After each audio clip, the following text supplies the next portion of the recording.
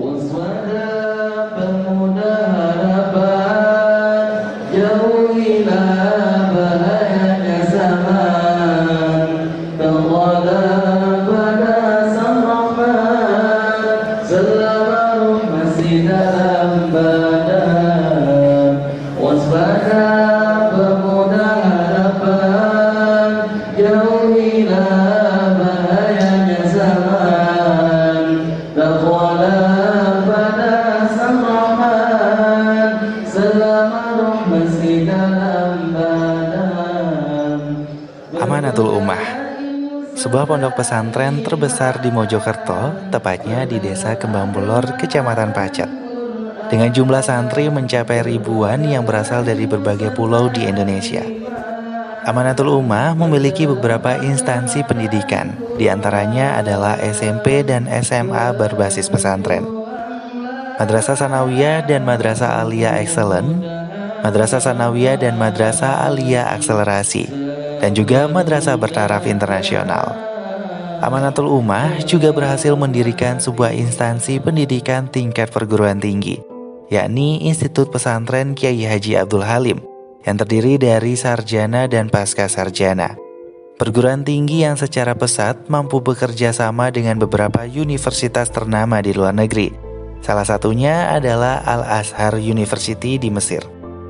Pondok pesantren yang berdiri pada 28 Mei 1998 ini awalnya hanya memiliki 40 santri dan hanya memiliki satu lembaga pendidikan, yakni Madrasah Sanawiyah.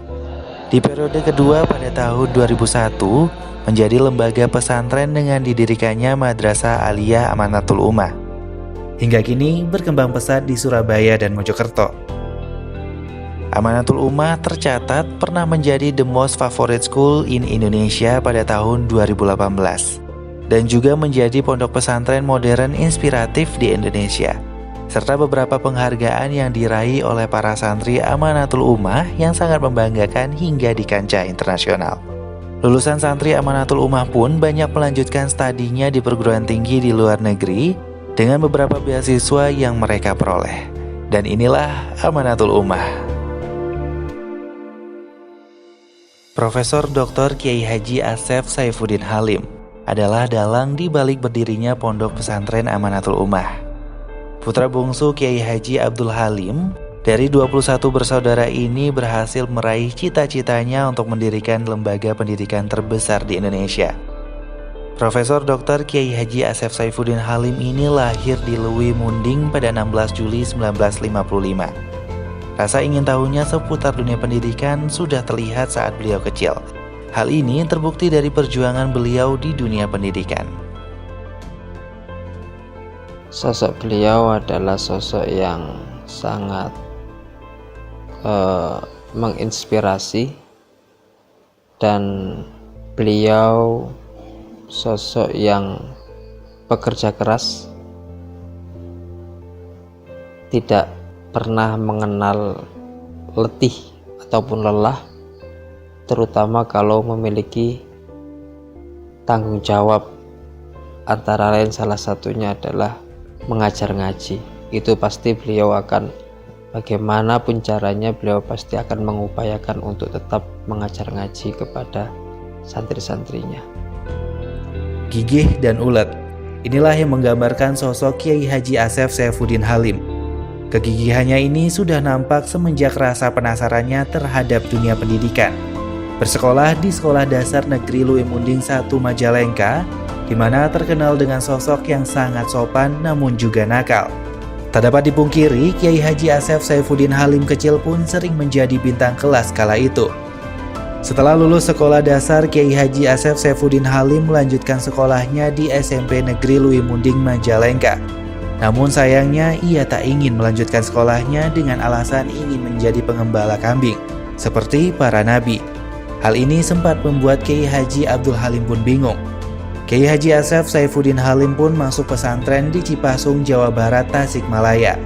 Namun tak bertahan lama, beberapa tahun kemudian ia dipondokkan di Pondok Pesantren Al-Ghazini, Buduran, Sidoarjo, dan bersekolah di SMP Negeri 1 Sidoarjo. Lulus SMP, Kiai Haji Asef Saifuddin Halim melanjutkan pendidikannya di SMA Negeri 1 Sidoarjo. namun hanya berlangsung sampai kelas 2 saja, karena ayahnya Kiai Haji Abdul Halim meninggal pada tahun 1972. Kendala ekonomi pun menjadi terhambatnya ia meneruskan pendidikannya.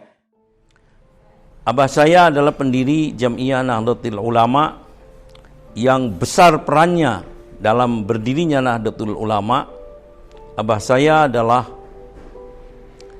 orang yang menulis surat untuk dikirimkan ke kiai-kiai Jawa dan Madura dan sebagian Kalimantan. Yang menulis surat ayah saya. Isi surat didiskusikan bersama Kiai Wahab yang punya gagasan, tapi ayah saya menyempurnakan. Untuk apa? Prihatin atas Raja Abdul Aziz yang memberangus, yang berkeinginan untuk menghancurkan situs-situs Nabi termasuk makam Nabi. Itu ayah saya. Nah, ketika menulis surat ayah saya menyampaikan kepada Kiai Wahab, apa tidak ada juga tujuan kemerdekaan? Jawab Kiai Wahab, tentu itu yang paling utama. Surat itu ditulis oleh ayah saya dan dikoordinir oleh ayah saya tentang pengirimannya. Karena ayah saya sebagai sekretaris Nahdlatul Wathon, di Nahdlatul Wathon itu ada 60 murid yang selalu 60 koordinator pengiriman surat ayah saya. Semua mereka datang. Hampir semua mereka datang di hari hanya sesuai yang ditentukan dalam surat. Nah, ketika itu kemudian mereka membuat kepanitiaan yang diberangkatkan ke Hijaz. Namanya Komite Hijaz. Sebab Komite Hijaz ini untuk dihadapkan kepada raja tentu harus dari sebuah organisasi besar. Maka kemudian diputuskan bahwa Komite Hijaz ini diberangkatkan oleh Nahdlatul Ulama atas ide dari Kiai Mas Alwi. Nahdlatul Ulama, Nahdoh diambilkan dari Nahdlatul Wathon, ulama diambilkan dari ulama yang hadir saat itu. Maka dibentuklah, disusunlah Jam'iyah Nahdlatul Ulama, dan oleh karenanya bahwa Nahdlatul Ulama itu didirikan oleh kurang lebih sekitar 60 orang yang hadir saat itu. Rois akbarnya Kiai Hasyim Asy'ari, kemudian wakilnya Kiai Dahlan, dan katib awalnya Kiai Abdul Wahab Hasbullah, katib saninya abah saya. Setelah Jam'iyah Nahdlatul Ulama besar dan Indonesia sudah merdeka, mereka berkumpul. Kemudian diadakan pertemuan, Kiai Wahab yang memimpin. Dalam pertemuan itu Kiai Wahab menyampaikan bahwa para pendiri Nahdlatul Ulama yang sekarang masih hidup ini tinggal satu yang belum punya pesantren, yaitu Kiai Haji Abdul Halim. Maka kemudian abah saya juga memberi sebidang tanah di Cirebon dan di sana didirikan lembaga pendidikan. Sekarang dikelola oleh cucu-cucunya. Dan kemudian di tempat itu pula saya mendirikan madrasah aliyah. Kata ayah saya, nanti anak saya akan punya pesantren besar. Tahun demi tahun semua keluarga saya habis pada meninggal dunia. Tidak ada tanda-tanda dari 15 orang itu yang bisa mendirikan pesantren. Tinggal saya sendirian, dan saya sendirian pun sebagai orang yang miskin, tidak punya apa-apa. Tetapi mungkin karena cetusan itu, maka saya bisa mendirikan pesantren ini. Lulus dari pondok pesantren dengan surat keterangan dari kiainya, yang melanjutkan studi di jurusan Bahasa Arab Fakultas Adab IAIN Surabaya. Belum lulus sarjana muda, dia mendaftarkan kuliah program D3 Bahasa Inggris di IKIP Surabaya dengan ijazah persamaan SMA. Selesai D3, ia pun jadi guru negeri di SMA Negeri 2 Lamongan. Di sela-sela waktu kerjanya, ia lanjutkan studinya di program Sarjana Pendidikan Bahasa Inggris di IKIP Malang. Di waktu lain, ia juga menyelesaikan studi Strata 2 di Unisma Malang dan Strata 3 di Unmer Malang. Nasib baik mulai menyapanya setelah mendirikan Biro Perjalanan Haji dan Umroh Yayasan Amanat Bangsa. Ia mencari sendiri calon-calon jamaah haji untuk dibimbing. Dengan hasil dari Biro Perjalanan Haji inilah, Kiai Haji Asep mulai mendirikan Amanatul Ummah dengan segala tekad dan keoptimisannya untuk membesarkan pondok pesantren ini. Tidak hanya sendirian, Kiai Haji Asep Saifuddin Halim didampingi istri tercintanya, Alif Fadilah. Pak Yai itu orangnya disiplin, rajin, tegas. Pak Yai itu seorang yang nasionalisme, berjasa banget di amatur rumah. Dan Pak Yai itu seorang yang inspiratif dan penuh kerja keras. Gak boleh jajan di luar. Jangan jajan di luar. Jangan jajan di luar. Sama kalau pengajian itu harus bawa kitab, kalau bisa bawa notes juga biar bisa dicatat yang penting-penting. Salah satunya itu suruh sholat malam. Sholat malamnya itu harus khusyuk agar kunci dari semuanya santri amatur umah itu sholat malam.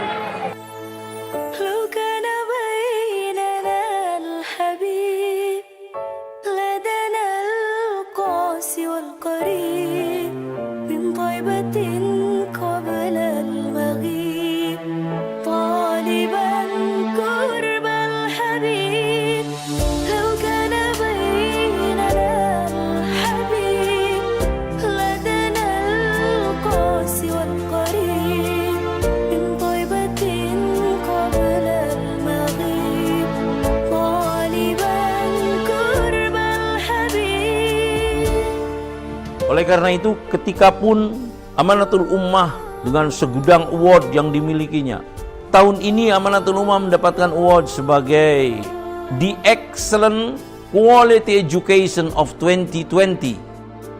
Walaupun seperti itu dan muridnya hari ini di Pacet aja sudah kurang lebih 10.000, menurut apa yang diprediksikan oleh ayah saya, anak saya nanti memiliki akan punya pesantren besar.